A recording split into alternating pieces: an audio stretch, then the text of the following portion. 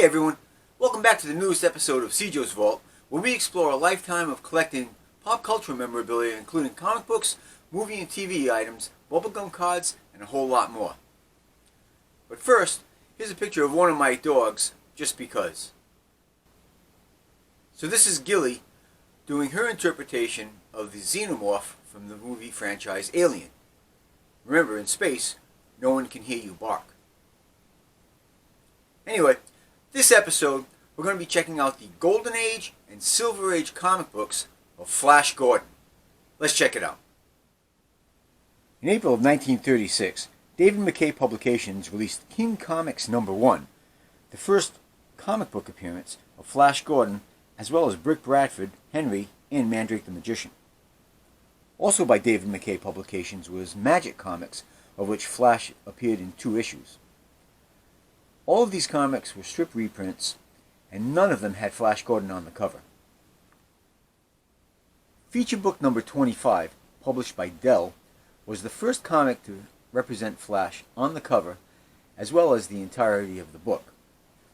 If you're a collector, you may realize that the early issues of Feature book all had cardboard covers and tended to get brittle and chip off after a while. They're very difficult to find in any condition, and finding them in a higher grade is nearly impossible, and very expensive. While Flash Gordon never appeared in the first run of Dell's 4-color line, the second series, however, featured him in several issues, the first of which is here in number 10. This collection of newspaper strip reprints features Alex Raymond's The Ice Kingdom. The second 4-color done for Flash Gordon was issue number 84, which reprints The Fiery Desert, also by Alex Raymond. Flash then returns in issue 173. While this one doesn't feature Alex Raymond artwork, it does feature the first original story done for comic books of the character. Once again, our hero returns in the 4-color run with issue 190, featuring this bondage cover, and a story called The Adventures of the Flying Saucer, which is the 5th Flying Saucer story in comic books. Flash appears in another original story in both 4-color 204 and 247, seen here. It took a couple of hundred issues for Flash to return to the 4-color run, but here at number 424 we get the first painted cover of our hero.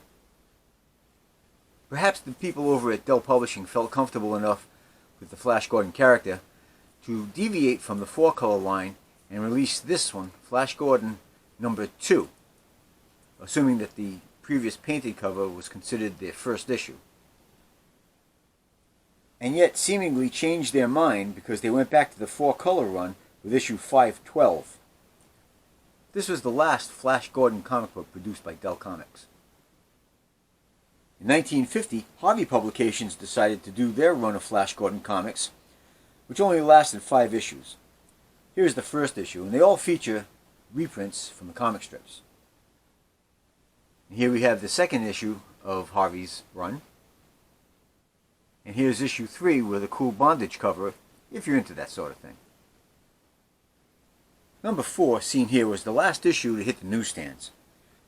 Unfortunately, the 5th and final issue, which was smaller and black and white, was distributed only to some male subscribers. As you can imagine, the 5th issue is extremely rare, and I believe I've only seen it for sale once, many years ago. And I suppose it's only fair to include this one from England, Flash Gordon number 1. The interior artwork is black and white, but I think it has a cool cover, and I got this at a reasonable price.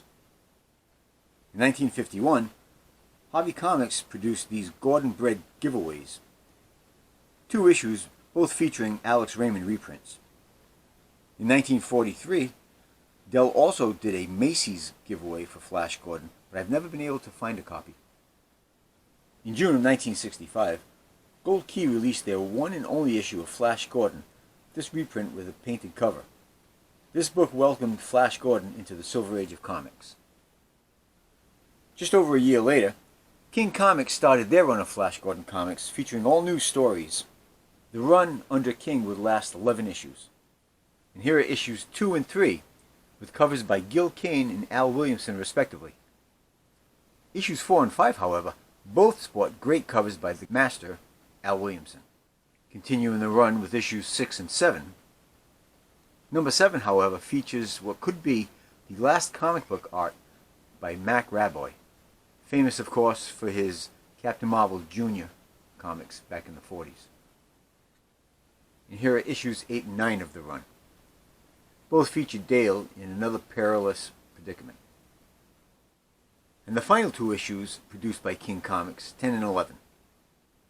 Before relinquishing the character, King also released these 2 issues of the giveaway comics, Flash Gordon with Mandrake the Magician as backup, and the Prince Valiant with Flash as the backup feature. Flash Gordon also appeared as a backup feature in The Phantom by King with issues 18, 19, and 20.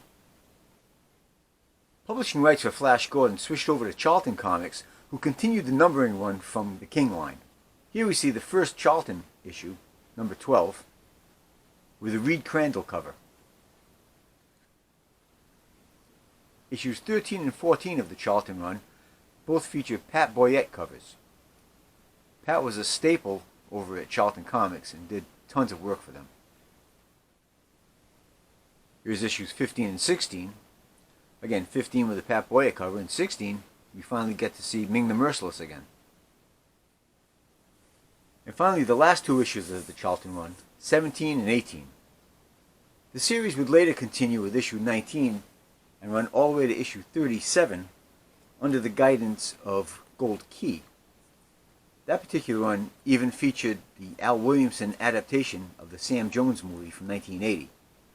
But again, those are beyond the Silver Age.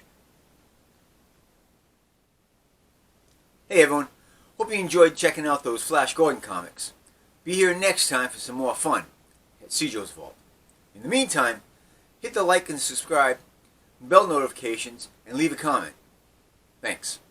See you next time.